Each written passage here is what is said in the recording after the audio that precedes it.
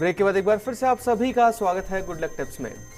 पंडित जी, आगे की राशियों की तरफ बढ़ने से पहले एक दर्शक हमारे साथ जुड़ी हैं, कोटा से मीना जी है, जो कि अपने पुत्र दीपक के लिए जानना चाहती हैं। दीपक की जन्म की तारीख है 23/12/1982 और जन्म का समय है सुबह का 3 बजे का। मीना जी, आपका बहुत बहुत स्वागत है, अपना सवाल पूछिए। जय श्री कृष्ण पंडित जी। जय श्री कृष्णा बेटा। मेरे को मेरे बेटे के लिए पूछना है। इस टाइम मैंने उसको हर चीज में घाटा पड़ता जा रहा है, जो भी काम कर रहा है। पहले सब बरकत थी, अब घाटे ही घाटे होते जा रहे हैं। क्या काम करता है बेटा?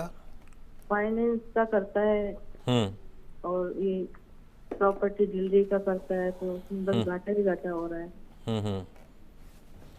देखो मीना जी, आपके जो बच्चे हैं जन्म कुंडली में, दीपक की जन्म कुंडली के अंदर बुध की महादशा चल रही है और उसमें भी राहु का अंतर चल रहा है। बुध की महादशा राहु इसके जो है भाग्य स्थान में बैठा है। भाग्य मत में राहु मतलब सांप मतलब टेढ़ा चलना। ऐसे इस बच्चे का भाग्य जो है वो टेढ़ा चल रहा है। 2019 तक, मार्च 2019 तक इस तरह से रहने की संभावना, अगले 3 साल कम से कम इस तरह की, 2 साल लगभग इस तरह की रहने की संभावना है। लक फैक्टर का सपोर्ट नहीं मिलता है, भाग्य का सपोर्ट नहीं मिलता है। हर रविवार को भैरू जी महाराज के दर्शन करने हैं, दाल की कचौरी, दही, इमरती चढ़ानी, संभव हो तो मछलियों को उड़द की दाल के बने हुए जो बड़े होते हैं लौंग लगा के वो खिलाने हैं। 11-21-51। उसके साथ में एक पन्ना रत्न, पन्ना जो आता है सीधे हाथ में सबसे छोटी उंगली के अंदर, बुधवार के दिन धारण कर ले। हर बुधवार को गणेश जी भगवान के दर्शन करें, हरे मूंग दुर्वा भगवान गणेश जी को अर्पण करें। हमारे हिसाब से जो हमारी कैलकुलेशन है वो कैलकुलेशन ये कहती है कि इस मार्च के पश्चात में, मार्च अप्रैल के पश्चात में, इस साल का जो लेटर हाफ है वो थोड़ा बेटर रहेगा, लेकिन 2 साल फिर भी उतार चढ़ाव रहेगा। बच्चे की कुंडली बहुत अच्छी है, शनि उच्च का है, मंगल उच्च का है। आप परेशान मत होइए, इसको बोलिए कि एक तो भैरू जी को पकड़ के रखें, रविवार को भैरू जी के दर्शन करें। अगर इसकी पत्नी है तो उनको बोलिए घर में पितरों के नाम का देशी घी का दीपक जलाएं। खाना बनाते समय विशेष तौर में आपके घर के अंदर जो खाना बनता है उस वक्त आपका या आपकी बहू का जो मुख है वो पूरब दिशा की तरफ होना चाहिए। पितरों के नाम का दीपक जलाएं और मई के पश्चात में काफ़ी सुधार होता हुआ दिखाई देगा। तो चलिए दर्शकों, अभी के लिए आगे बढ़ते हैं और अब शुरुआत करते हैं तुला राशि से। तुला राशि जो हमारे दर्शक हैं उनके लिए जान लेते हैं कि कैसा रहेगा आज का दिन। किसी से किस प्रकार की बात कह रहे हैं, क्या कह रहे हैं, क्या बोल रहे हैं, इसका ख्याल रखिएगा। अपनी नेचर में थोड़ी सॉफ्टनेस बनाए रखिएगा। व्यापार संबंधित कोर्ट कचहरी के मामलों में आपका पक्ष मजबूत हो सकता है। आज के दिन की सफलता के लिए हरे मूंग भगवान गणेश जी को अर्पण करके दिन की शुरुआत करें। अगली जो राशि वृश्चिक राशि। वृश्चिक राशि वाले जो हमारे दर्शक हैं, गलतियां सुधारने का एक अच्छा मौका आपको मिल सकता है और किसी भी बात के सभी पहलुओं को देख लेने के बाद, विचार करने के बाद ही फैसला कीजिएगा। उलझे जो मैटर्स हैं फाइनेंशियल, उनको आज सुलझाने का प्रयास कीजिएगा। पक्षियों को दाना जरूर खिलाइएगा, दिन अच्छा गुजरेगा। अगली जो राशि धनु राशि। यदि आप अपने काम के तरीके में बदलाव कर लें तो निश्चित तौर पे आज आपके लगभग सभी काम पूरे हो सकते हैं। Luck factor is with you.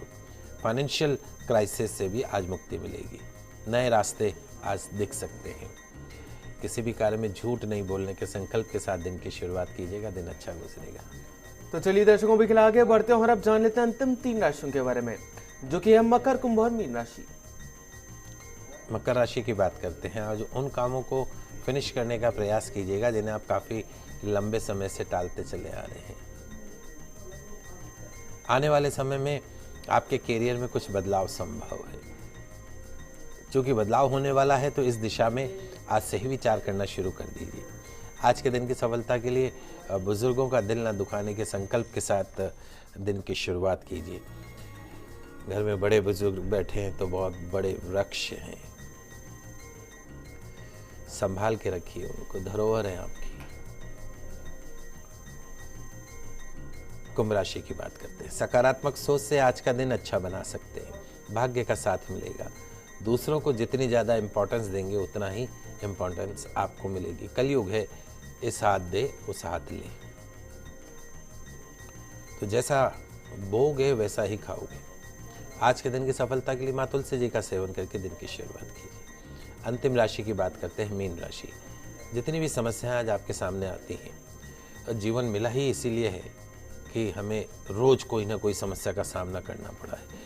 अगर समस्याएं नहीं होती तो फिर ये स्वर्ग में होते हम, क्योंकि भगवान ने इस पृथ्वी लोक में भेजा है, कलयुग में भेजा है, तो बगैर समस्याओं के तो जीवन हो ही नहीं सकता है। तो समस्याएं तो आनी है, चाहे शारीरिक हो, चाहे आर्थिक हो, चाहे मानसिक हो। वी हैव टू प्रिपेयर, हमें हमेशा तैयार रहना चाहिए कि आज कोई भी समस्या आ सकती है, और नहीं तो फिर अपन स्वर्ग लोक में बैठे होते हैं, इंद्र के शासन के अंदर सुख भोग रहे होते हैं। तो मनुष्य जीवन मिला है आपको, तो थकना नहीं है, तनाव नहीं लेना है, कंसंट्रेशन को बार बार भंग नहीं होने देना है। प्रयास करते जाइए, सफलता जरूर मिलेगी। कई बार क्या होता है, स्थिति योग्यता से बढ़ चढ़कर कार्य करते हैं, वो मत करिएगा। जितनी आपकी कैपेसिटी है, बियॉन्ड दैट कैपेसिटी आपको नहीं जाना चाहिए। आज के दिन की सफलता के लिए बैल को पालक खिलाइएगा, दिन अच्छा गुजरेगा। तो दर्शकों, ये तो हमने बात की आज के दैनिक राशिफल के बारे में। चलिए अभी के लिए आगे बढ़ते हैं, हमारा पंडित जी से जान लेते हैं आज का गुड लक टिप क्या कुछ लेकर आया है आप सभी के लिए। तो दोस्तों, क्या आप जानते हैं कि आपके घर के अंदर बना जो टॉयलेट है, आपके घर के अंदर जो बना वॉशरूम है, बाथरूम जिसको हम अपनी आम भाषा में कहते हैं, वो आपके घर के सदस्यों की, आपके जीवन की सुख शांति और समृद्धि को प्रभावित करता है? निश्चित तौर पे दोस्तों, वास्तु सम्मत रूप से बना आपके घर का जो टॉयलेट है, वॉशरूम है, बाथरूम है, जहां आपकी लाइफ में सुकून लेके आता है, चैन लेकर आता है, वहीं गलत स्थान पर बना बाथरूम आपके जीवन में नाना प्रकार की शारीरिक, मानसिक और आर्थिक कष्ट लेके आता है। तो आइए आज जानते हैं आपके घर में बने वॉशरूम, बाथरूम, टॉयलेट के सही, सरल और वास्तु के कुछ सरल टिप्स के बारे में। जनरली होता क्या है कि जो हमारा घर है, उसका जो नॉर्थ वेस्ट जो कॉर्नर है, उत्तर पश्चिमी कॉर्नर बोलते हैं, वहाँ पे शौचालय का निर्माण किया जाना चाहिए। यदि जगह नहीं है तो पश्चिम दिशा में भी शौचालय का निर्माण किया जा सकता है। शौचालय रहित स्नानगृह बनाने के लिए नॉर्थ ईस्ट कॉर्नर के या ईस्ट या नॉर्थ साइड में हम, लेकिन वो शौचालय रहित होना चाहिए। आजकल कॉमन लेट बाथ हो गए हैं, वो एक बहुत गलत इम्पैक्ट डालता है। आपका जो शौचालय है वो अलग हो और बाथ वाला जो कमरा हो, स्नान गृह जो है वो अलग होना चाहिए। लेकिन आजकल कंबाइंड का फैशन हो गया, आदमी इतना आलसी हो गया है कि इधर बैठो, उठो और इधर ना हो और कमरे से, बाथरूम में से बाहर निकल जाओ। तो अगर सिर्फ आप नहाने के लिए ही उसको यूज करना चाहते हैं तो नॉर्थ ईस्ट की साइड में आप उसको बना सकते हैं। पूर्व दिशा के और दक्षिण पूर्व और उत्तर पूर्व के दोनों कोनों को छोड़ते हुए, यानी आपको कहाँ नॉर्थ ईस्ट में नहीं बनाना है, आपको साउथ ईस्ट में नहीं बनाना है, शेष भाग में आप स्नानगृह का निर्माण करवा सकते हैं। And that is the most important thing कि आपका जो बाथरूम है, उसकी जो इंटीरियर जो उसका है, उसमें जो बाथ फिटिंग है वो ईस्ट वॉल पे होनी चाहिए या साउथ वॉल पे होनी चाहिए।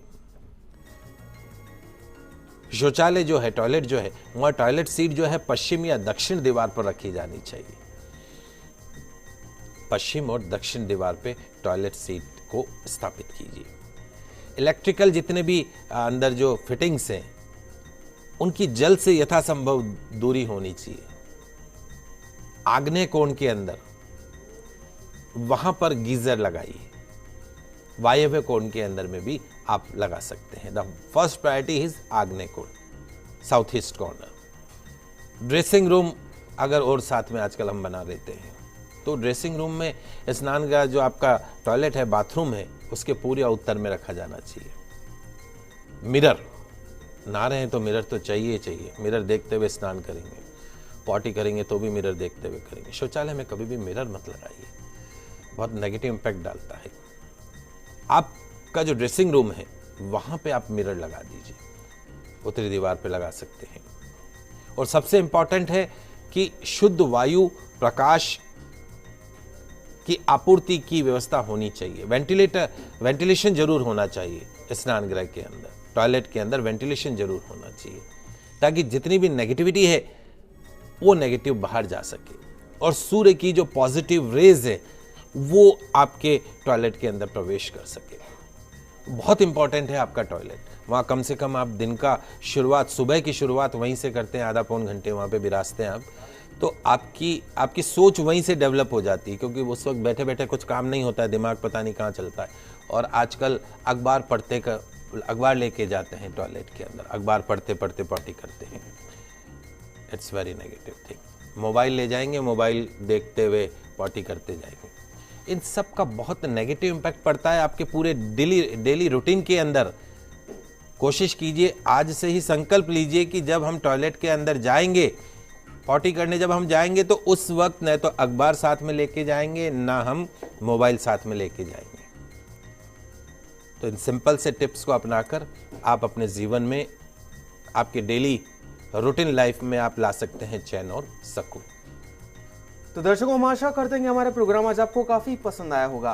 पंडित जी, हमारे स्टूडियो में आने के लिए, दर्शकों की समस्याओं का समाधान करने के लिए आपका बहुत बहुत आप शुक्रिया। सभी का आज का दिन मंगलमय हो, शुभ हो। जय श्री कृष्णा, जय माता की, जय श्री हरि।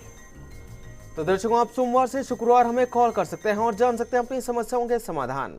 कल फिर मिलेंगे, तब तक के लिए खुश रहिए, अपना ख्याल रखिए। नमस्कार।